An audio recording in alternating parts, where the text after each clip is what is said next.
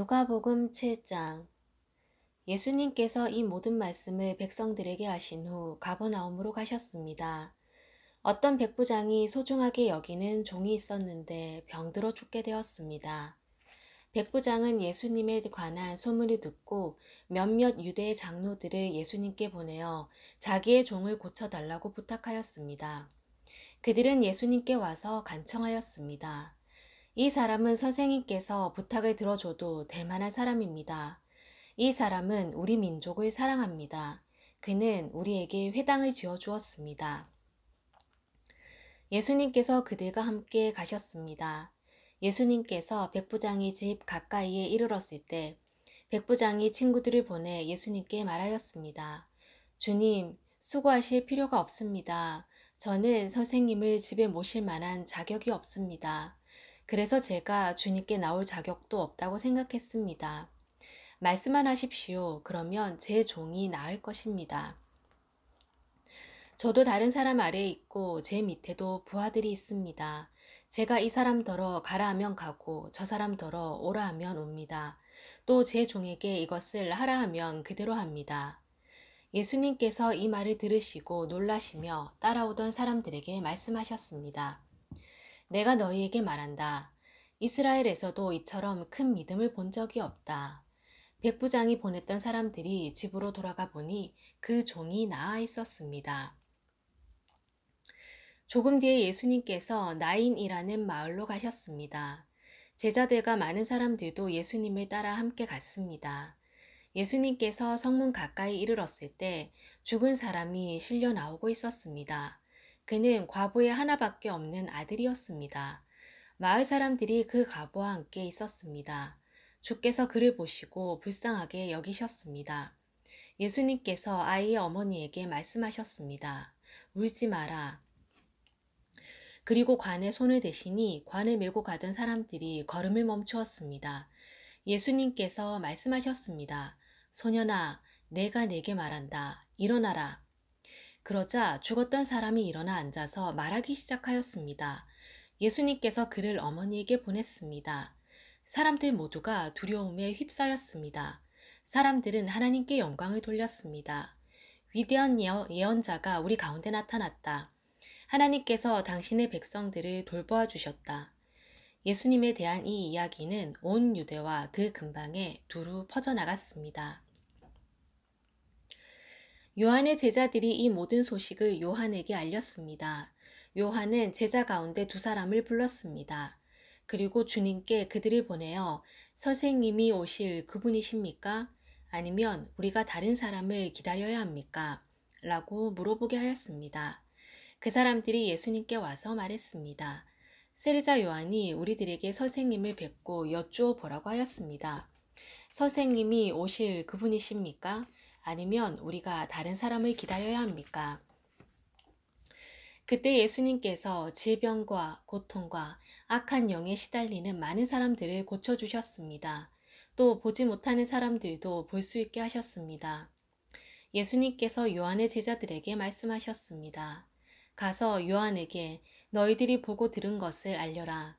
보지 못하는 사람이 보고 다리를 저는 사람이 걷고 문둥병 환자가 깨끗해지며 듣지 못하는 사람이 듣고 죽었던 자가 살아나며 가난한 사람들에게 복음이 전파된다고 하여라.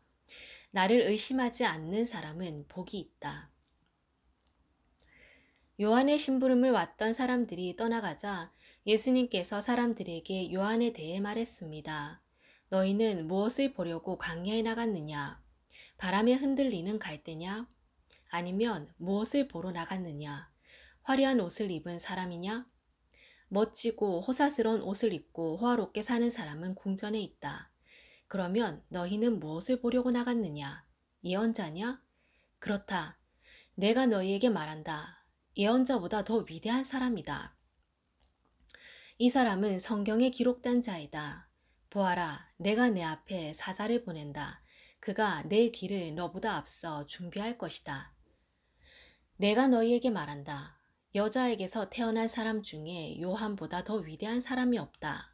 그러나 하나님 나라에서는 가장 작은 자가 요한보다 더 위대하다. 모든 백성들이 또한 세리들이 이 말씀을 듣고 하나님은 의로우시다고 고백했습니다.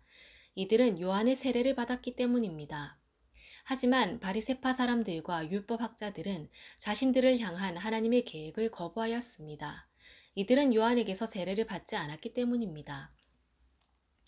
이 세대의 사람들을 무엇에 비교할 수 있겠느냐? 그들은 무엇과 같은가?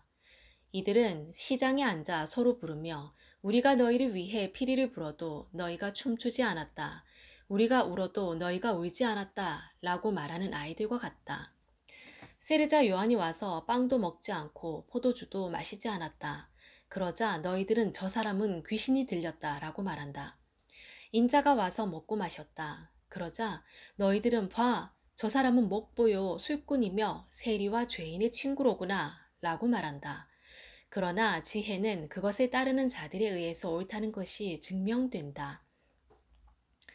어떤 바리새파 사람이 예수님께 함께 식사를 하자고 권하였습니다. 그래서 예수님께서 그 바리새파 사람의 집에 가셔서 식사 자리에 앉으셨습니다. 그런데 그 마을에 죄인인 한 여자가 있었습니다. 예수님께서 바리새파 사람의 집에서 식사하신다는 소식을 듣고 향유병을 가지고 갔습니다. 그는 예수님의 뒤쪽으로 가서 예수님의 발 곁에 서서 울며 눈물로 그의 발을 씻겼습니다. 그리고 자신의 머리카락으로 발을 닦고 입을 맞추고 향유를 부었습니다. 예수님을 초대한 바리새파 사람이 이것을 보고 속으로 생각했습니다. 만일 이 사람이 예언자라면 지금 자신을 만지는 이 여인이 죄인이라는 것을 알았을 것이다. 예수님께서 그에게 대답하셨습니다. 시몬아, 내게 할 말이 있다. 시몬이 대답했습니다. 선생님 말씀하십시오.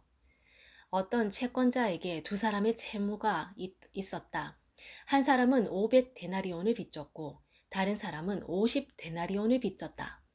이 두 사람이 다 빚을 갚을 수 없어서 채권자가 모두 빚을 없던 것으로 해주었다. 그러면 둘 중에 누가 더 채권자를 고맙게 여기겠느냐?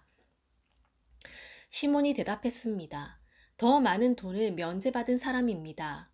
예수님께서 시몬에게 말씀하셨습니다. 내가 옳게 판단했다.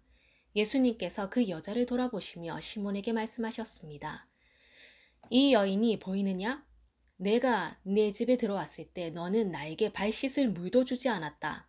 그러나 이 여인은 자신의 눈물로 내 발을 적시고 자신의 머리털로 닦아주었다. 너는 내게 입맛 주지도 않았지만 이 여인은 내가 들어왔을 때부터 내 발에 입맛 주기를 쉬지 않았다.